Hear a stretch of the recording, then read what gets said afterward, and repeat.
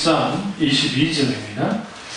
하나님의 말씀은 마가복음 1장 22절입니다. 모두 사람이 그 교훈에 논라니 이는 그가 가르치는 것이 권위 자와 같고 서기관들과 같지 아니함이로라. 아멘. 말씀에 반응하는 신자라는 말씀으로 오늘 나누겠습니다. 말씀에 반응하는 신자입니다. 우리 신앙의 성패는 하나님의 말씀에 어떻게 반응하냐에 따라서 달라집니다. 그러니까 아무리 설교를 총종함을 잘 들어도 그 말씀이 삶과 실제로 연결되지 않으면 그 말씀은 그냥 듣고 끝나는 것으로 이제 끝나버립니다. 오늘 이 말씀 보시면 이제 본문을 잠깐 보시면 권위라는 단어에 집중하잖아요. 그러니까 22절에 가르치는 것이 권위 있는 자 같다는 표현을 썼습니다. 여기서 권위는 헬라어로 엑소시아라는 뜻입니다. 그 뜻은 자유, 권리, 능력, 또 하나는 합법적인 권력 혹은 합법적인 능력을 뜻합니다. 그러니까 하나님께로부터 주어지는 합법적인 능력, 그것이 엑소시아입니다. 그러니까 우리가 하나님 말씀을 들을 때에 무엇을 좀 경험할 필요가 있냐면 하나님의 권위에 놀라는 일들이 좀 일어나요. 오늘 오전에 이제 집에서 제가 산택에서 나오기 전에 만나보게 김병사 목사님 설교를 좀 듣고 이제 다 듣고 이제 내려왔는데 이제 갑자기 그 교회 한 10년 정도 다녔던 성도 하나가 목사님과 좀 식사하면서 할 얘기가 있다고 이제 만나달라고 한 겁니다. 교회가 워낙 크기 때문에 그 사람이 누군지는 모르지만 목사님이 이제 특별히 감동이 오고 해서 이제 만나서 식사를 참 잘 했습니다. 그러면서 이제 그 성도가 조심스럽게 말을 꺼냈는데 목사님 좀 신뢰되는 말을 좀 해야 되겠습니다. 속으로 그랬다는 거죠. 밥 잘 먹는데 뭐 신뢰되는 말까지 안 할까. 근데 그래도 한번 해보시라고 하니까 그분이 이제 다른 지역에 살다가 분당으로 10년 전에 이사를 왔대요. 그러다가 이 교회 저 교회 다니다가 김병사 목사님 설교를 듣고 펑펑 울면서 교회를 선택하게 됐다고, 이 교회를. 근데 요즘 들어 목사님의 설교가 마음을 움직이지 않는다. 예전 설교와 좀 다른 것 같습니다. 이거 아주 큰 신뢰한 겁니다. 그 목사님에게. 근데 이제 목사, 그러신가요? 하고 이제 그렇게 이제 말리게 됐는데, 또 오늘 이 설교가 지난주 설교니까요. 이제 그 설교 가운데 목사님이 어떻게 받아들였냐면, 하나님께 대하여 좀 더 높게 짓고, 또 과거의 하나님의 은혜를 회복해야 되겠다 하면서 다시 열정으로 돌아갑시다 하면서 설교를 하셨어요. 우리가 설교를 들을 때 이제 잘 분별해야 돼요. 목사님의 설교가 바뀌어서 그럴 수 있고요. 첫 번째, 그분 말대로. 두 번째는 그 영혼이 하나님의 말씀의 풍요로움 속에 없는데 어떻게 그 말씀이 10년 전까지 들리겠어요. 이제 그분이 그 착각을 하는 거예요. 내가 봐서는. 왜냐하면 김병사 목사님 설교가 그렇게 바뀐 적이 없어요. 왜 그러냐면 저는 오랫동안 들어봤기 때문에 알아요. 오히려 과거보다 더 좋아졌어요. 그러니까 제가 같은 목회자로서 분별할 때 과거보다 설교가 더 좋아졌다. 좋아졌다는 표현이 좀 그러지만 과거에 비해서 좀 더 신앙의 본질로 돌아서려고 했다고요. 그러니까 과거의 설교는 사람들을 좀 기쁘게 하고 하는 설교가 솔직히 주를 이뤘고, 그래서 사람들이 그 설교 가운데 사람이 많이 모였어요. 그러나 이제 목사님도 아픈 게 좀 몸에 아픈 게 또 있고, 또 하나는 자녀 중에 하나가 또 장애 오고, 그래서 그런 과정 속에서 하나님 많이 다루셔서 또 신앙의 본질로 돌아서려고 해요. 그러니까 당연히 설교가 맛깔스럽고 사람을 막 기쁘게 해주고 뭔가 그렇게 하는 설교들은 충분히 그런 장치를 해놓으면 가능해요. 여러분들이 왜 드라마보다 눈물을 흘린다고 생각하세요? 응? 갱년기라서? 일단 갱년기라서 그럴 수 있어요. 그러나 작가와 감독이 아주 고도의 심리를 이용하는 거예요. 그걸 울 수밖에 없는. 응? 가을동화 처음 나왔을 때 속초 개빼가 뭐라고 띠리리 그 로망스가 나오면서 둘이 딱 송혜교랑 누구야 그 있잖아요. 그 애랑 비껴가면서 이제 그러다가 원빈이 나와가지고 얼마나 막 그러고 있고 막 그랬단 말이에요. 그래 안 그래요? 그러니까 사람들이 거기에 뻥 떴다가 갑자기 띠리 그러다 송혜교가 중병에 걸려가지고 막 그렇게 하는 그 사람들 눈물이 나지. 거기까지 좋아하는데 갑자기 겨울연가에서 줬다가 하면서 갑자기 미모의 저기 여배우가 나와가지고 준다가 하다가 갑자기 그 나비섬에서 하면서 막 사람들이 눈물을 흘리는 거예요. 근데 우리나라 아줌마들만 눈물을 흘리는 줄 알았더니 일본 아줌마들이 눈물을 철철 흘리는 거예요. 왜 그런지 아세요? 이런 말하면 죄송한 말입니다만 일본 남자들 중에 그런 인간이 없어요. 진짜로. 여러분 민주주의 지수가 우리나라가 일본보다 훨씬 높습니다. 진짜요? 그 여권 있죠, 여권. 그 여권 신장이 상상하기 힘들 만큼 우리가 더 높아요. 그러니까 그 나라는 잘 살던 뿐이에요. 우상의 독재리즘이. 그 나라는 엄청나게 가부장적이에요. 그러니까 여자들이 막 자유로울 것 같잖아요. 겉도 보면 막 옷 입고 다니면 자유로울 것 같은데 사실은 그 나라 자체가 확 누르고 있어요. 그걸 깬 게 기독교예요. 우리나라가 그 나라보다 더한 나라였는데 기독교가 다 깨부셔서 그러는 것이지 그렇지 않았으면 그렇겠죠. 근데 이제 거기에서 그런 장치를 하면 사람들이 그 말씀을 듣다, 말씀이 아니라 그 드라마를 보다가 그러면 여러분 막장 드라마의 힘이 뭡니까? 이건 아주 명확해요. 나쁜 인간, 좋은 인간. 응? 그래요? 하면서 처음에는 누가 당해요? 좋은 인간이 막 당해. 그러다가 어릴 쯤 되면 화끈하게 그걸 뒤엎어요.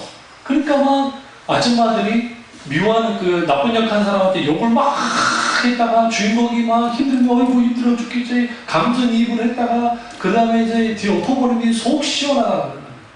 우리 권사님 입원하고 계실 때 응? 그 용왕님이라는 드라마를 세상에 그 말 맞던 할머니들이 그거 보고 계시더라고요. 용왕님. 나도 뭣도 모르게 같이 봤네. 수술하실 때. 기다리면 수술들에 권사님 들어가 계시고 분명 자기가 이야기하시다가 갑자기 분위기가 이야기하면 안 되는 분위기예요. 보고 있어요. 그러면 용왕님이 뭔지 용왕님이 뭔지 우리가 하나님의 말씀을 대할 때에 그 드라마보다도 더 진지하게 대하지 않습니까? 재미가 없어요. 그럼 설교가 왜 재미가 없을까? 설교하는 사람이 성령의 조명 속에서 하지 않으니까 그렇게 다르겠고 또 하나는 설교 말씀을 듣는 사람의 밭이 문제일 수 있어요. 그러니까 예수님 당시 설교를 똑같이 들었지만 다 똑같은 반응을 하진 않았어요. 바리새인들이나 서기관들이나 그런 사람들이 예수님을 대적했고 꼬투리 잡는 데에 앞장섰고 죄인이나 막 그런 사람들은 오히려 주께 돌아오는 일들이 벌어졌단 말이에요. 그래서 오늘 예수님께서 말씀을 쭉 가르치시니까 그 22절에 무사람이 그의 교훈에 놀랬다잖아요. 말씀의 손품 속에 그 교훈에 놀랬고 가르치면서 권위를 이제 그들이 경험을 했는데 서기관과 같지 않다는 표현이 이게 아주 그러니까 그 유대 교회에 있어서는 치명적인 거예요. 왜 그러냐면 서기관은 요즘으로 하면 선생님이에요. 서기관을 하는 일이 뭐냐면 주로 성경 필사예요. 필사. 그대로 받아 적는 거야. 필사를 하는데 이 사람들 중에 상당수가 율법사예요. 율법을 가르치는 사람들이에요. 근데 그 사람들에 비해서 예수님이 권위를 갖고 있다는 거죠. 영적인 권위를. 여기서 우리가 분명하게 뭐를 알아야 되냐면 하나님의 권위 있는 말씀이 내게 들려져야 되고 그게 실제로 가능하려면 우리는 말씀에 반응해야 돼요. 하나님 말씀이 내게 선포될 때 그 말씀에 반응해야 되는데 첫 번째로 영적으로 갈급함이 있어야 반응할 수 있어요. 오늘 우리가 말씀에 대한 갈급함이 별로 없어요. TV를 켜면, 콘토를 찾으면 우리에게 도움을 줄 만한 것들이 많아요. 마포대교에 가보면, 마포대교에 하도 거기서 자살을 많이 하니까 거기다가 조명이 들어오게 하고 거기다가 그 좋은 문구들을 했는데 그게 효과가 있느냐 없느냐는 논쟁이 이제 학자들 속에서 또 실무자 속에서 났는데 결론은 효과 없었다고 그랬다고요. 왜 그러냐면 그 문구를 읽고 돌아서면 좋잖아요. 근데 그 문구가 안 들어와요.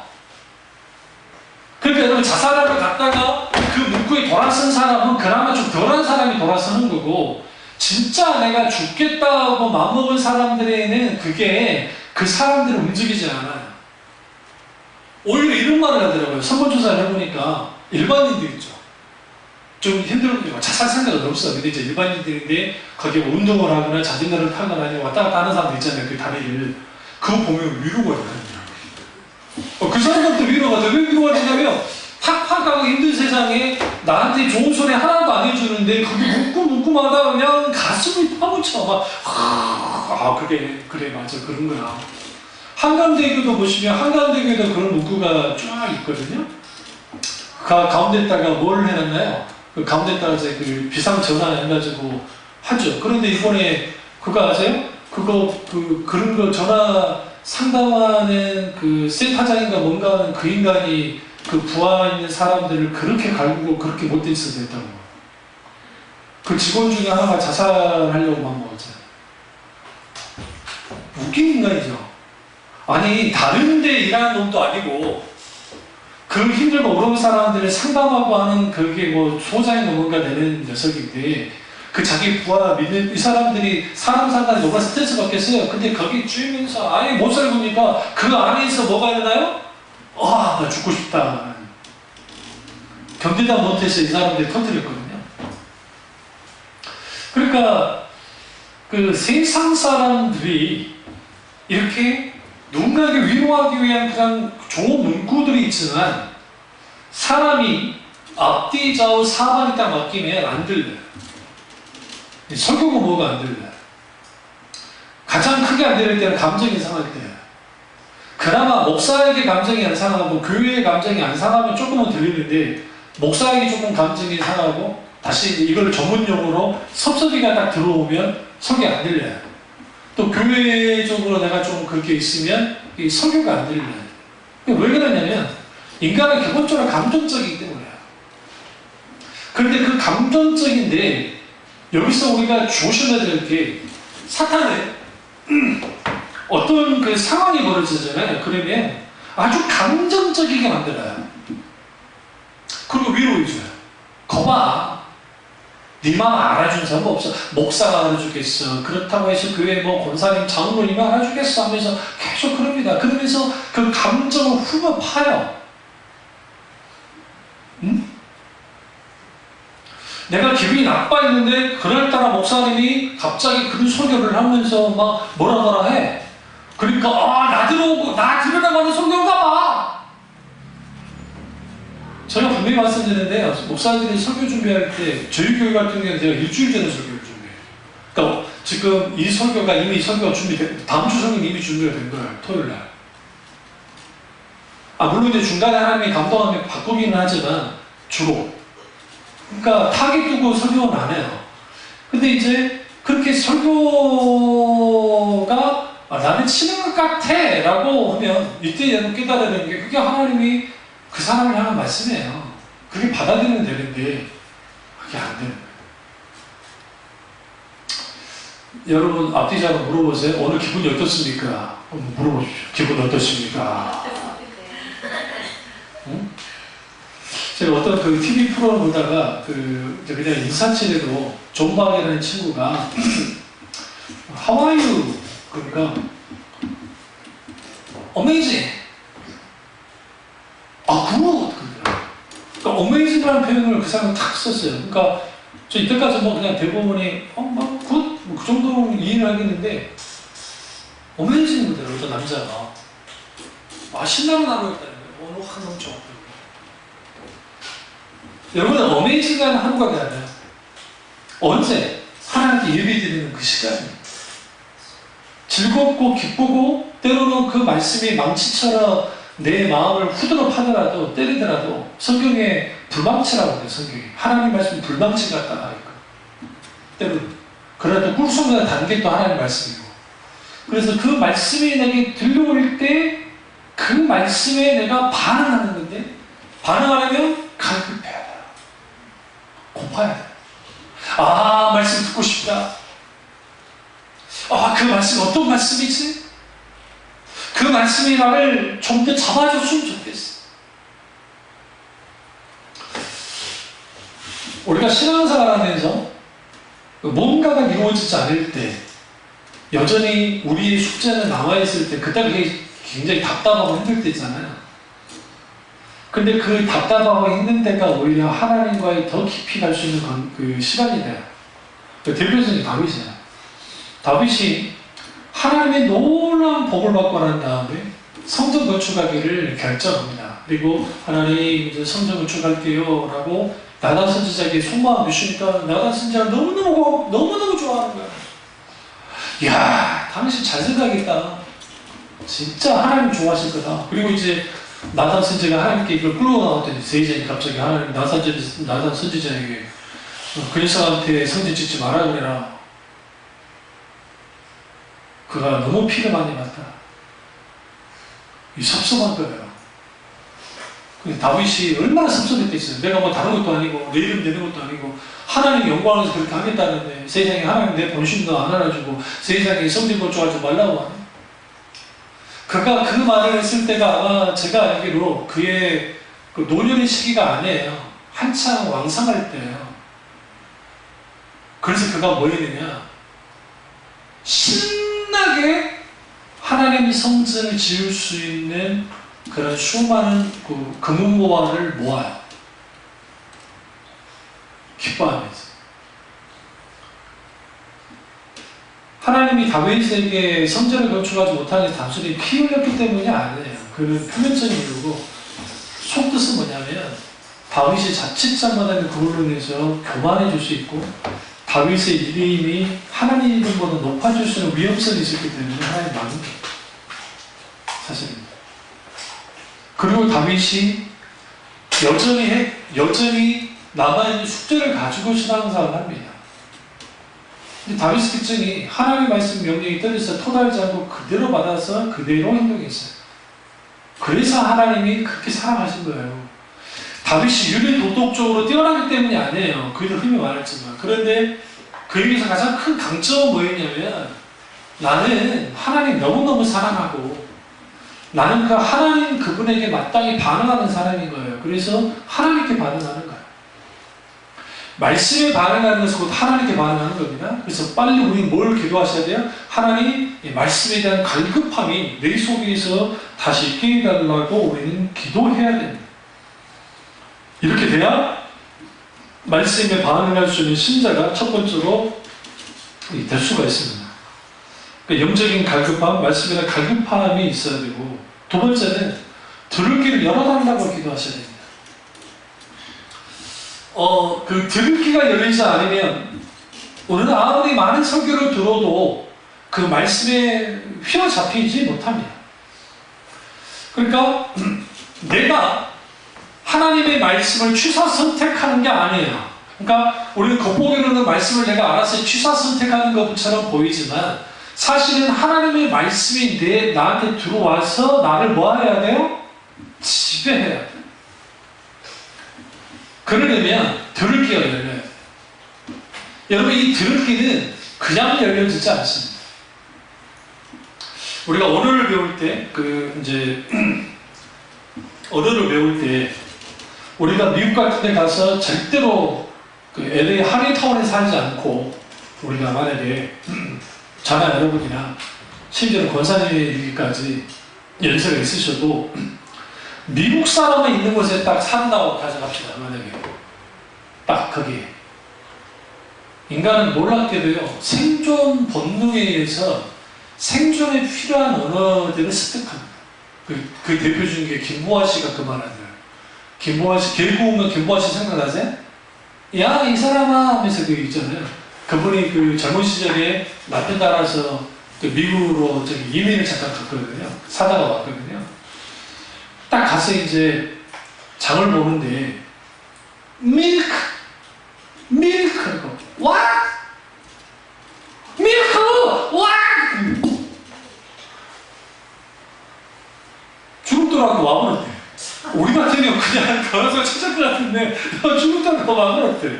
그러니까 이제 그 아는 그 지인한테 아이 내 반응이 이상한가 봐. 나 밀크 달라는데 안 줘. 왜 그래? 그러니까 언니 밀크를 안 했지. 그러지 말고 미역 그래.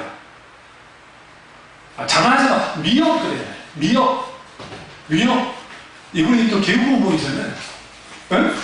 가서 이게 장난 아니지. 그래 모르겠다. 진짜 모르겠다. 미역 그거. 미역. 그 밀크. 그러니까 이제 미역이 그 사람들한테는 밀크라는 말로 이제 있는 거예요. 그게 우유잖아요. 밀크 이제 무슨 우스갯소리 같지만 이때 그 언어잇을 가장 먼저 열리는 게 그 듣는 거야. 그래서 우리나라는 이제 요즘 그게 잘 되어 있는데 그 농아 부부들이 아이를 낳으면 정부가 그 밀접하게 개입이 들어갑니다. 그래서 그 아이들을 어릴 때부터 안 그러면 애가 구강 다 이상이 없어도 말을 못해요. 못 듣기 때문에. 그 듣더라도 어눌하게 해요. 그러니까 전문 이제 하시는 분들이 와가지고 애한테 계속 들려주는 거예요. 뭘 들려줘요? 언어를. 말을 들려줘요. 근데 말이라는 게 우리가 그냥 말만 듣는 게 아니라 거기에 표정, 거기에 나지, 막 딱 있잖아요. 그걸 딱 해주면 그 친구들이 이제 뭐 하느냐? 이제 그걸 통해서 언어를 배우는 것처럼 하나님의 말씀도 비슷해요. 듣는 게 먼저 열려요.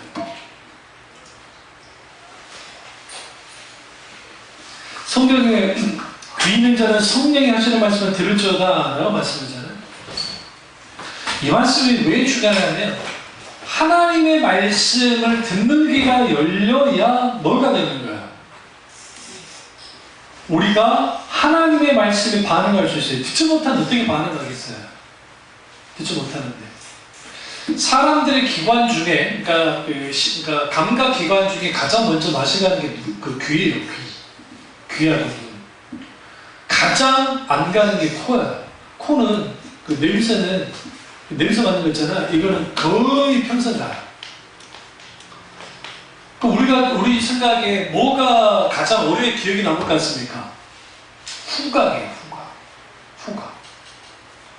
저도 어쩌다 한 번씩 이제 목사님들이 산이나 이런 데 갈 때 있잖아요. 걸어가다 보면 거기에 논밭이랑 고운 냄새가 막 날 때 있어요. 근데 제가 어렸을 때 산에서 놀 때 그런 냄새를 맡고잖아요. 근데 참 농담 아니고 제 나이가 이제 조금 됐잖아요. 근데 그 냄새 딱 맡으면 내 머릿속에 갑자기 내가 어릴 때 그 논밭을 지나면서 학교 안 가고 논밭에 지나면서 내가 막 뛰놀 때도 확 나타나요. 이게 내가 생각하는 게 아니라 동시에 확 나타나. 그러면 갑자기 기분이 내가 예전에 처음 썼던 아이 시절로 내 마음이 갑자기 확 들어가요. 갑자기 기분이 좋아져. 다른 사람들 냄새 그럴 텐데 나는 갑자기 그게 좋아. 그리고 그때 마치 내 눈앞에 내가 철없이 막 뛰어놀았던 거기에 막 도깨구리 돌로 던져서 죽이고 청개구리는 잡아다가 갖고 놀다가 풀어주고 그러다가 또 뱀이 막 청개구리 잡아보려고 막 노래서 할 때 있어요. 그러면 또 미쳤지. 돌멩이를 들어다가 뱀 때려 죽인다고 뱀한테 던지고 해가지고 또 개구리 살려주고 막 그런 짓을 했거든요. 그런 추억들이 정말 오래됐는데도 불구하고 이게 떠올라요. 하나님의 말씀이 곧 그러해야 해요. 그래서 여러분 이스라엘에서야 가장 좋은 전통 중에 하나는 뭐냐면 할머니 할아버지들이 이제 안식일날 집안에 모여서 식사를 해요.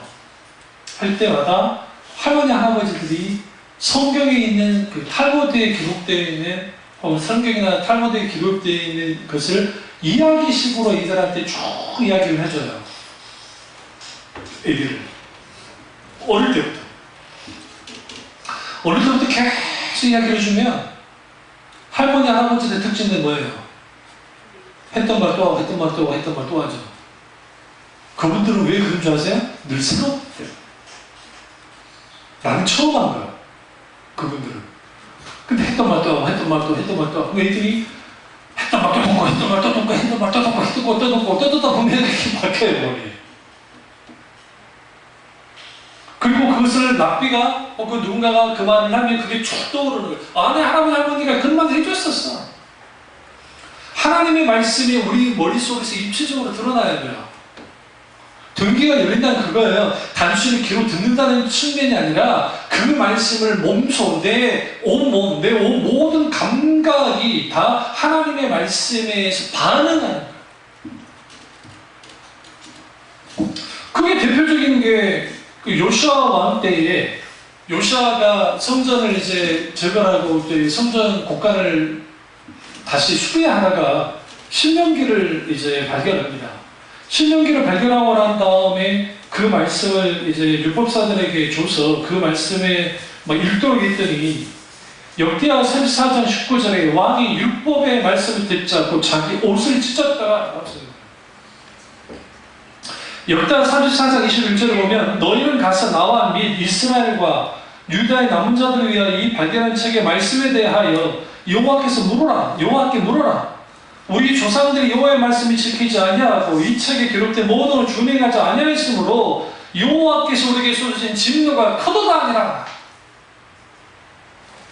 말씀을 듣고 즉각 반응했어요. 어떤 사람이 복받은 사람이냐? 듣는 사람의 말씀을. 그리고 그 들을 뿐만 아니라 그 말씀에 반응하는 거예요. 반응하는 거예요. 그런 의미에서 우리가 하나님의 말씀에 반응하는 신자가 되려면 첫째 뭐라고 그랬죠? 말씀에 대한 갈급함, 명제의 갈급함이 있어야 있고 두 번째는 뭐라고 그랬죠? 들을 귀가 열려야 돼요. 귀가 열려야 돼요. 들을 귀가 열리면 듣는 연습이 필요해요. 어떻게? 반복적으로 하나님의 말씀을 들어야 됩니다. 그거를 위해서 우리 교회 홈페이지에 설교가 계속해서 올라가는 거예요. 우리 교회는 규모가 작고 거기에 담겨진 게 적으니까 한 달에 이제 얼마씩 쭉 빠져나와요. 예전에는 목동이 4월달에 빠져나왔다면 빠져나와요. 근데 그게 이제 우리 신주 간사가 그 섬기는 거니까 우리 교회에서 있다가 신주 간사 감독이 왔으니 그걸 섬기는 거예요. 그러니까 그렇게 되는데 거기에 왜 설교를 그렇게 올리겠어요? 불편하게. 또 애들이 좀 떠드는 소리 들리면 어때요? 어차피 남 새끼가 내 새끼들인데.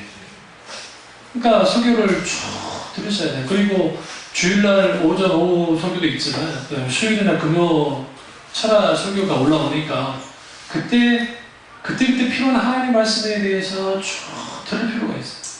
듣다 보면 늘 그렇게 들려지진 않지만 때로는 성령께서 우리의 귀를 여셔서 그 말씀 가운데서 깊이 듣게 해요. 그러면 오늘 기분이 어떻습니까? So good. 그래, 좀 괜찮아. 근데 amazing. 그 어떤 분이 그 음식을 먹는데 미국 분이니까 참 미국 사람들이 기독교 영향을 많이 받아가지고 맛있으니까 이제 물어봐요. 음식이 어떠냐? Fantastic.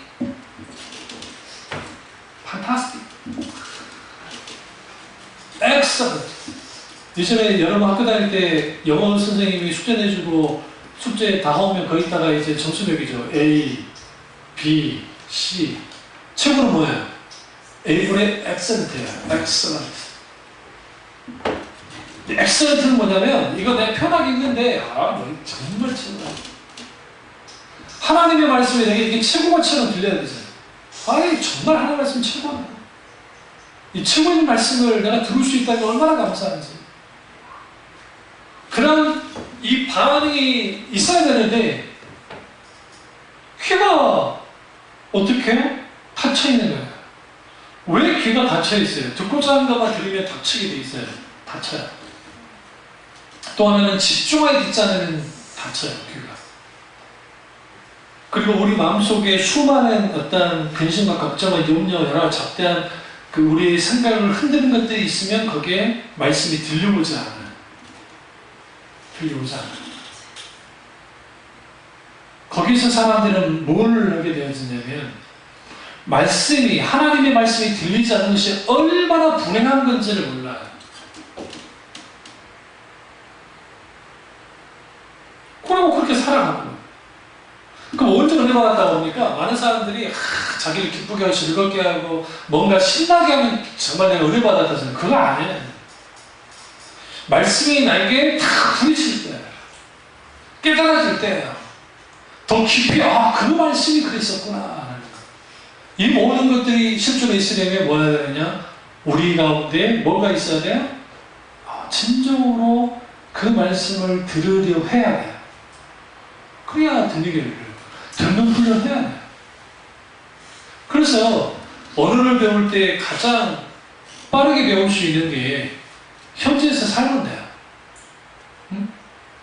싸이가 영어를 아주 빨리 배웠대요. 왜 빨리 배웠냐라고 하니까, 싸이 아시죠? 강남 스타일. 아버지 속여가지고 미국에 학교까지 들어갔어요. 어쩌겠죠. 애가 돈 많으니까. 그 등록금 빼다가 클럽에서 논 거죠.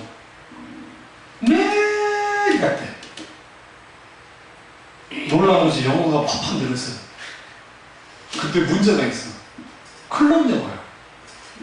스스로도 말했어요. 클럽 영어.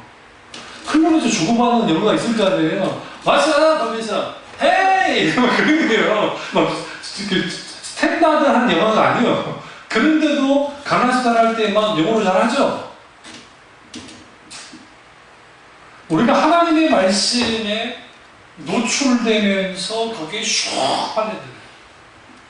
그래야 돼요. 그래야 그 말씀을 들을 수 있는 기회가 열려요.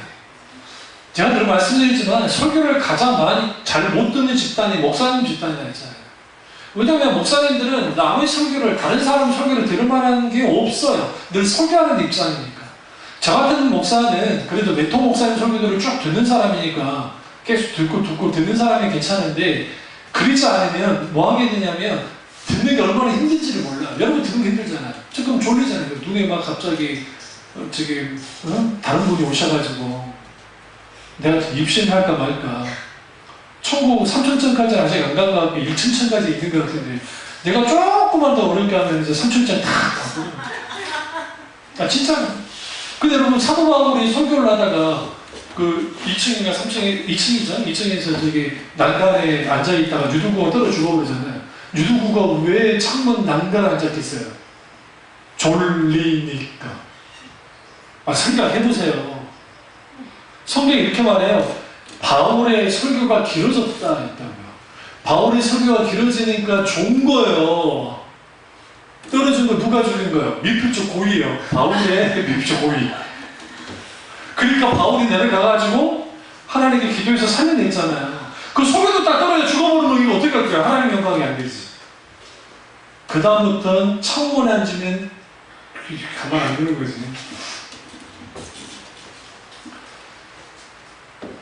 근데 초대교회 교인들에 있어서의 설교 말씀은 어떤 말씀이냐면요, 너무 소중해요. 요즘 목사님들의 숫자가 한 20만 명 됩니다.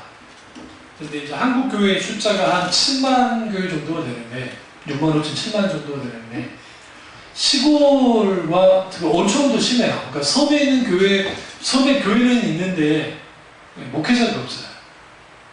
그럴 수밖에 없는 게, 젊은 목사님들이 애들 데리고 들어가는 거 한계가 있어요. 그냥 혼자 들어가면 몰라도 애들 그 교육 어떻게 시킬 거예요? 나올 수밖에 없잖아요. 그러다 보니까 거기에 이제 나이로 들은 어른들이 예배를 드려야 되는데, 그분들이 소망하는 게 뭔지 아세요? 어떤 목사님 상관없으니까 그냥 목사님이 와서 소개 좀 했으면 좋겠다는 거예요.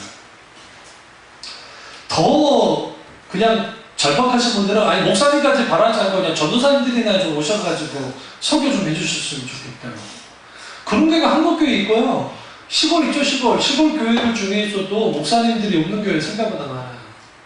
그래서 그 지역 맡고 있는 노예나 그런 데에서 목사님들이 이 교회 저 교회 다니면서 이제 해요. 제 동기도 그런 목사가 있었는데 그렇게 하면서 하는데도 목사님들이 지쳐버려요. 왜 그러냐면 지역을 계속 옮겨 다니면서 이제 예배를 드려야 되니까 그렇게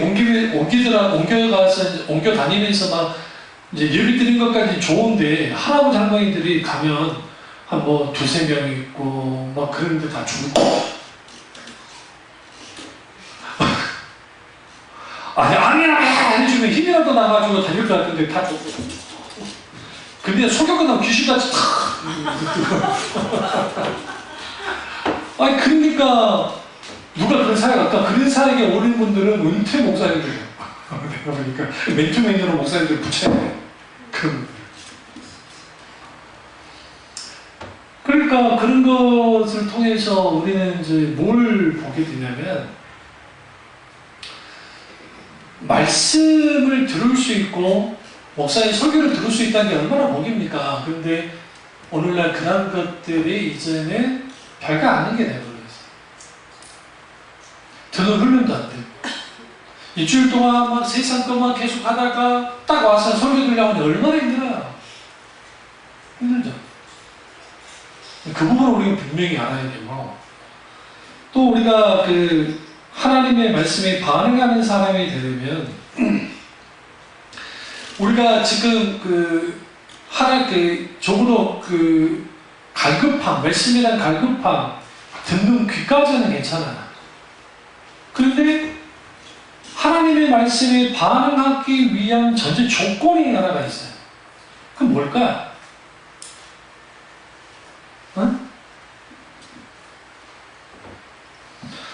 오늘 말씀이 여기서 우리 가운데 들려주는 바가 뭐냐면 예수님이 안식을 해당해서 가르치셨어요. 딱 가르쳤는데 그 말씀 자체가 살아있어야 돼요. 다시 말하면 진리에 속한 말씀이 선포돼야 돼요. 세 번째로. 다시 말하면 진짜 생명력 있는 말씀이 선포돼야 말씀에 반응하는 삶이 가능해요. 예수님과 서기관의 차이는 뭐냐면 서기관은 배워가지고 자기들이 이론으로 가르치지만 예수님은 실제적인 말씀을 가르쳤다는 거예요. 살아서 생명 있는 말씀이에요. 그래서 여러분들이 목사를 위해서 기도해 줄 것 중에 가장 중요한 게 뭐냐면 목사님 건강해 주십시오. 금기도도 중요하겠지만 더 중요한 것은 목사님을 통해서 하나님 정말 살아서 역사하는 말씀이 선포될 수 있도록 영적으로도 깨워주시고 더 하나님께서 지혜를 달라고 기도해야 돼요. 거기에 생명이 있으니까. 제가 시작을 할 때는 이제 지금 은퇴하신 이동호 목사님이라든지 이제 강의 설교가 한참 저희 때 히트를 쳤다고 하신 거예요. 그리고 저희 광주 형도 이동원 목사님의 영향을 굉장히 많이 받아서 그분의 책을 거의 다 산다시피 했는데 내 책을 많이 가져갔어요. 그분께서 내가 안 먹고 헐벗고 굶주리면서 책을 사놨더니 내 책 많이 가져갔다고. 그 다음에 안 주더라고. 기억을 못해. 그러니까 뺏긴 자는 기억을 하지만 빼앗은 자는 기억을 못해. 한번 보고 죽게 하면서 안 줘버려.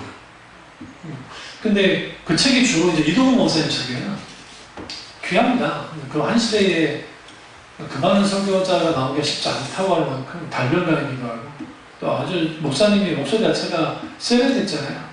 낭낭하고 세련됐고 그런 설교 들으면 이제 참 박죠. 물론 이제 그분의 한계는 분명히 있지만 그럼에도 불구하고 근데 우리가 그 말씀이 이제 쭉 선포될 때 아무리 듣기 좋은 설교, 달변가적인 설교를 할지라도 거기에 진리가 안 담겨 있으면 그 설교가 아니에요. 그게 만담이지. 실제로 여러분 찰스 스폴전 목사님이나 그 다음에 조나단 에드워드 목사님이나 그런 분들이 기라슨 같은 로존스 목사님도 그렇고 찰스 스윈돌 마틴 로드 존스 기타 그런 목사님들의 설교를 쭉 들어보시면 혹은 설교문을 읽어보시면 그분들의 설교가 과히 그렇게까지 재밌거나 듣고 싶은 정도가 아니었어요. 근데 분명한 것은 뭐가 담겨있냐면 진리가 담겨있어요. 진리. 로이드 존스 목사님이라는 분이 계세요. 미국, 영국의 웨스트민스터 찰프의 담임했던 목사님이신데요.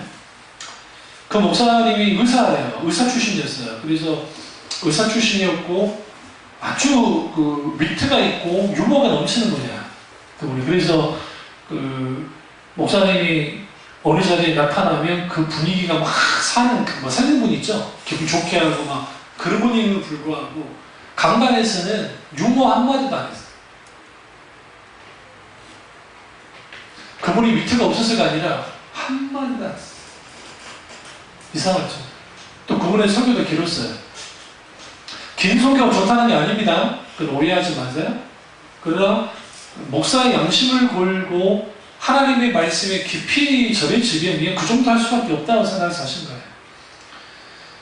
그때 이제 물어봤어요. 그 후배들이 목사님 위트도 있으시고 유머스러우신데 그게 좀 하셔도 괜찮지 않습니까? 그러니까 이제 피식 웃으시면서 하셔야 있지. 근데 문제가 있어. 뭐가 문제냐? 사람들이 웃긴 것만 기억할걸? 조용히. 난 그러고 싶지 않아. 단 한마디 말을 기억하다가도 진리의 말씀을 기억하면 되는 거예요. 여러분 지금 설교를 듣지만 설교 전체를 하다가 이해하나요? 그럼 천재지. 설교 70%만 받아들여도 대단한 사람인 거예요. 평균 60%를 못 넘어요. 50% 몇 프로 정도밖에 이해 못해요. 듣는 훈련이 된 사람, 저같이 신학 훈련을 받고 오랫동안 했던 사람들은 어떤 그 영목사님이 이런 설교를 하잖아요. 이런 설교를 쭉 하고 나가면 이 이후에 무슨 설교를 할 거라는 거는 어느 정도 다 나와요. 왜 그러냐면 특별하게 다르지 않는 인사들은 그런다고요. 그러면 들을 때 앞뒤를, 그러니까 목사님이 지금 먼저 설교했던 내용, 지금 설교하고 있는 내용, 뒤에 설교한 내용까지 입체적으로 머리에 그리면서 설교를 듣기 때문에 그게 어떤 의미를 알아요. 그러니까 거의 목사님이 의도하는 90% 이상은 내가 이해하면서 된다고요. 그러다가 충돌 지점이 뭐가 충돌이 되냐면 지금 내 생각은 분명히 이렇게 봤는데 이해하면 딱 다르게 보는 거예요. 그때 이때 이게 뭐가 되냐면 연구 대상이 되는 거예요. 내가 연구해야 될 거고요. 왜냐면 나는 이렇게 봤는데 왜 목사님 이렇게 보셨을까? 이게 틀리다 옳다의 차원이 아니에요. 이거는 연구해봐서 그래서 목사님 이렇게 설교하셨구나. 아니면 이분이 좀 이 부분에 있어서는 좀 잘못 이해한 것 같다. 그럼 이제 필요한 작업이 신학적인 작업이에요. 그래서 북핵의 주석부터 또 국제주석이나 비평주석 기타 등등 그런 것들을 가지고 쭉 보면 이분이 이 주석과 이 부분의 것을 차이가 같구나. 그러니까 이분의 신학이 그렇게 있구나. 아무 정도로 끝나고 넘어가면 돼요. 그러다 보면 뭐 하냐면 이제 깊이 설교를 들어요. 깊이. 그러니까 김나주 목사님이 설교하실 때 여름교회에 들어가 보시면 설교를 쭉 하세요. 근데 조용조용히 설교하시기 때문에 톤이 거의 일정해요. 그러니까 이제 이후에 좀 더 격양되시면 이제 더 하긴 하지만 그 속에서 처음 설교 듣는 사람들 아예 절대로 못 들어요. 그 설교 자체를. 그러면 뭐 해야 되냐면 이전에 설교하셨던 중에 시리즈 설교 중에 하나를 딱 선택해가지고 내 상황과 거의 비슷한, 맞는, 내가 원하는 것과 맞는 시리즈 설교를 한번 쭉 들어볼 필요가 있어요. 쭉 들어보면 목사님이 설교를 이렇게 쭉쭉 해왔는데 거기서 이렇구나. 그걸 안 다음에 설교를 딱 들으면 쭉 들리기 시작해요. 그러니까 우리가 교회 홈페이지에 뭐 2년 전에 3년 전에 지금 우리 교회 지금 이게 설교를 지금 저장해 놓은 게 10몇 년 것까지 다 있어요. 지금 한 15년, 13년, 4년 전에 설교도 지금 저장돼 있다고요. 그러니까 따로 저장을 하고 있어요. 근데 그 저장이 되는 이유는 뭐냐면 안성호 목사 무슨 설교가 대단해서가 아니라 이후에 어떻게 될지 모르니까 그걸 쭉 노는 거예요. 그러면 거기에 이제 홈페이지, 우리 교회 홈페이지에 딱 들어가요. 딱 들어가서 내가 지금 만약에 시험이 들었고 힘들고 어려워, 아니 기타 뭐 기도에 대한 어떤 그런 게 있어. 그냥 그쪽 일단 제목 보고 들어가서 설교를 듣는 거예요. 듣다 보면 내가 지금 이 부분에서 이런 게 있으니까 그러면 말씀이 이렇게 비춰지면 그 말씀 가운데에서 뭐 하느냐, 이제는 깊이 듣게 되는 거죠. 그래서 어떤 설교든 그 말씀에 진리가 담겨있지 않으면 그건 죽은 거예요. 죽은 언어, 죽은 언어. 근데 오늘날은 아쉽게도 그 만담이 돼가지고 사람들이 울렸다 웃겼다 막 해요.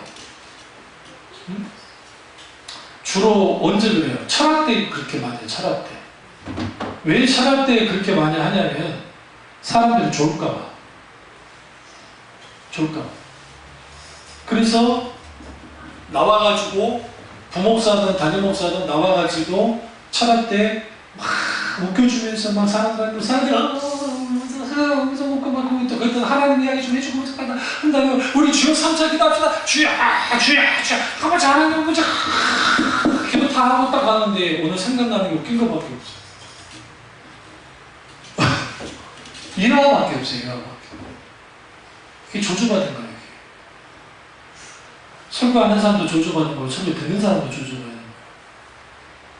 하나님의 말씀이 내게 직접적으로 들려져서 그 말씀이 내 귀에 생생하게 울리는 말씀이 되어야 되는데 그 말씀이 되지 않는 거예요. 왜? 성령님은 진리가 아니면 역사하지 않아요. 사도 바울이 말의 지혜로 하지 않고 성령이 나타나는 능력으로 말씀을 선포하고 사역을 감당했다는 겁니다. 성령의 나타남과 성령의 능력이 있어야 거기에 뭐가 일어나느냐? 말씀의 역사가 일어나고 그 말씀을 듣는 사람도 똑같이 성령의 나타남과 능력 가운데 말씀을 들어야 그 말씀에 내가 반응해야 내 영혼이. 이 말씀만 꺼내겠습니다만 우리는 내 지금 정신이 있고 내 육체가 있습니다. 근데 내 영혼에 대해서 깊이 좀 생각해 봐야 돼요. 영혼. 자, 늘 말씀드립니다. 성경을 읽지도 않고 그렇게 하는데도 불구하고 내 영혼에 공감이 없다. 이거 한번 생각해 봐야 돼요. 내가 기도 생활하지 않는데도 내가 별 불편함이 없다. 생각해 봐야 돼요. 하나님께 나와서 예배를 드리지 않는데도 불구하고 불편함이 없다. 생각해 봐야 돼요. 이게 그럼 뭐라는 거예요? 영적으로 죽었다는 거예요. 이게 불행이에요. 이게 신앙의 부패이고 영적으로 부패한 거고 신앙이 뒤로 물러난 상태예요. 이 물러난 상태로부터 벗어나려면 반드시 필요한 게 뭐야? 당연하죠. 진리를 알기를, 하나님 말씀을 알기를 우리 사모해야 돼요. 그래서 평신도도 신학이 필요해요. 제가 여러분들에게 신학을 신론 기독론, 인간론 막 가르치지 않는 조직신학 가르치지 않았던 이유 중에 하나는 뭐냐면 일단 가르치면 다 좋을 거니까. 그래서 책을 쓴 거예요. 저는 신학적인 작업이 좀 덜 들어가는 거예요. 저는. 진짜 신학적인 작업이 들어가면 그 단어가 달라요. 용어가 다르고. 왜? 어쩔 수 없이 그걸 그대로 담아버리면 신학적 용어를 그대로 사용을 해야 돼요. 근데 진리를 알려면 그 진리의 말씀이 어떠한지를 우리는 뭐 해야 돼요? 적어도 호기심을 가지고 접근해야 되는데 사람들이 성경은 목사님들이나 보고 목사님들이나 연구하는 것이지 자기에게는 필요 없다고 생각해요. 그러니까 성경 말씀이 뭐가 되냐면 죽은 언어가 되어버린 거예요. 살아있는 언어가 되지 않는 거예요. 죽은 언어가 되는 순간 하나님의 말씀에 반응한다는 건 불가능해요. 그러니까 반응시켜야 되겠으니까 목사님들이 어떻게 만들었나요? 분강사들이 소개하다가 할렐루야! 아멘! 할렐루야! 아멘! 하는 거지. 믿습니까? 아멘! 왜 소리 적세? 믿습니까? 아멘! 이 말씀을 믿습니까? 아멘! 막 소개하다가 사람 좋을 것 같으니까 좋을 것 같으면 어떨 겁니까? 우리 두 손 들고 아멘! 말만 하면 좋으니까 근데 문제가 있어요. 뭘 놓고 하면 심지어는 참 제가 그런 분위기에 어릴 때 참여 적이 있는데 목사님이 기침하는 데는 안 되라고 했어요. 그때 제가 의문을 가졌어요. 이 부흥회 제가 소문을 잘해놨으니까 이 부흥회가 지금 여기 모여서 은사가 나타나고 한다는데 진짜 이 부흥회가 하나님 것이 아름다운 분인가 갈등을 하다가 어느 날 하나님이 나를 감동을 하셔서 그러니까 침례교가 있었는데, 기독교 한국 침례교? 침례교가 있었는데, 침례교, 이제 교회 건축하는 과정 속에서 교회가 시험이 들었어요. 그래서 교회가 문제가 있고 힘들어서 그 상황에서 목사님 부흥회를 강행을 한 거예요. 근데 그때 사경회를 하신다고 해서, 그래서 이제 감독이 와서 사경이 첫날에 딱 들어야 했는데, 나는 이제 도망칠 준비를 하고 갔어요. 그 교회 건축하고 있는데 하니까 부러워하나 저기 헌금 많이 하나 할 거다.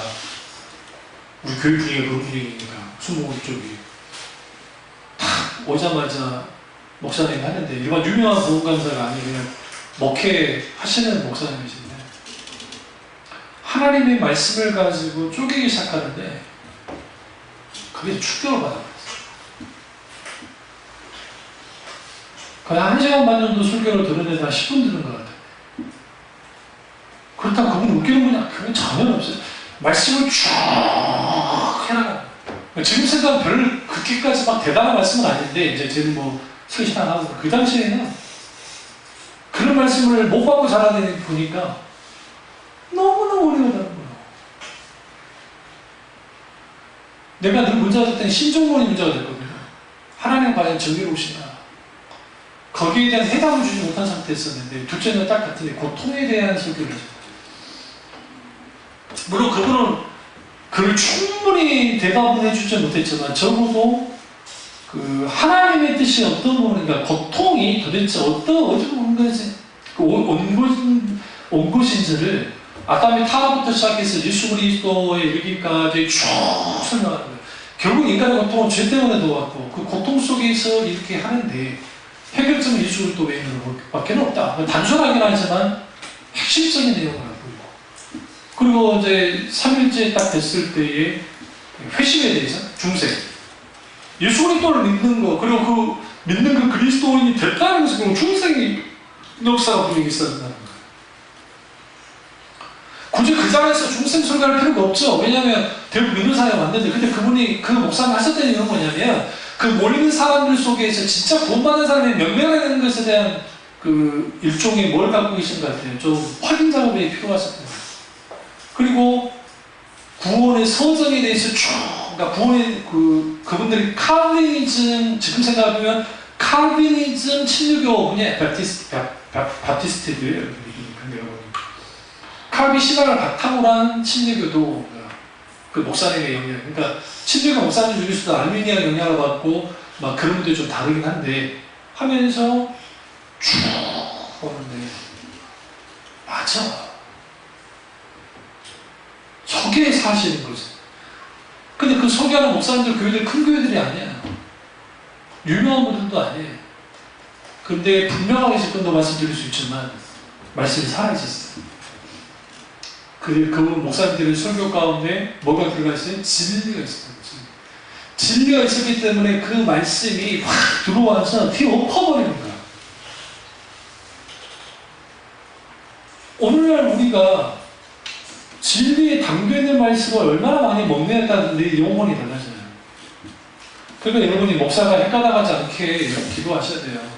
진리의 말씀을 충분히 담아서 충분히 말씀을 소망하는 목사님들하고 되게 달라고 기도하시고 우리가 좀 더 하나님 말씀에 반응하는 그런 교우들 되시기를 주님을 축원합니다. 기도하겠습니다. 기도하실 때 오늘 말씀